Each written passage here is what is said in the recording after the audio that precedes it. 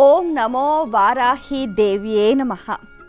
ఈ మధ్య కాలంలో మనం గమనిస్తే వారాహి దేవి ఆరాధన అనేది చాలా చోట్ల మనకు కనిపిస్తూ ఉంది. ఇంతకీ ఈ వారాహి దేవత అసలు ఎక్కడి నుంచి ఉద్భవించింది, ఎలా ఉద్భవించింది అని అంటే దానికి నిజంగా చాలా రకాల ప్రత్యక్షంగా మనకు నిదర్శనాలు పురాణాల్లో కనిపిస్తూ ఉంటాయి. బ్రహ్మాండ పురాణంలో, బ్రహ్మవైవర్త పురాణంలో, మత్స్య పురాణంలో ఎంతో చక్కగా దేవీ భాగవతంలో వర్ణించారు. లలితాదేవి అమ్మవారి దగ్గర నుంచి వారాహి దేవత దుష్ట సంహారం కోసం ఉద్భవించింది. అయితే ఈ వారాహి దేవి అనేది పంచ స్వరూపాలలో కూడా దర్శనమిస్తుంది.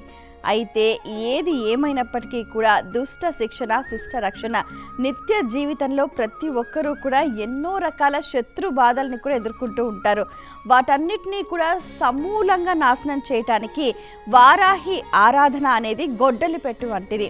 మనం గమనిస్తే ఇంతకీ వారాహి దేవతను ఎప్పుడు ఆరాధించాలి అని అంటే సాయం సంధ్యా సమయం తర్వాత అన్నమాట. అంటే సుమారుగా రాత్రి వేళల్లో ఆరాధన చేస్తే ఇంకా చక్కటి ఫలితాలు మనకు వస్తాయన్నమాట. సో రాత్రి నుంచి తెల్లవారుజాము లోప వారాహి నవరాత్రులు.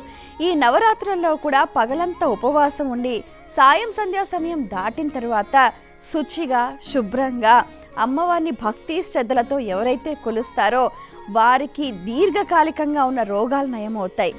తర్వాత ఆస్తిపరంగా ఉన్న గొడవలు, కోర్టు తగాదాలు, ముఖ్యంగా శత్రుబాధ నివారణ అనేది జరుగుతుందన్నమాట.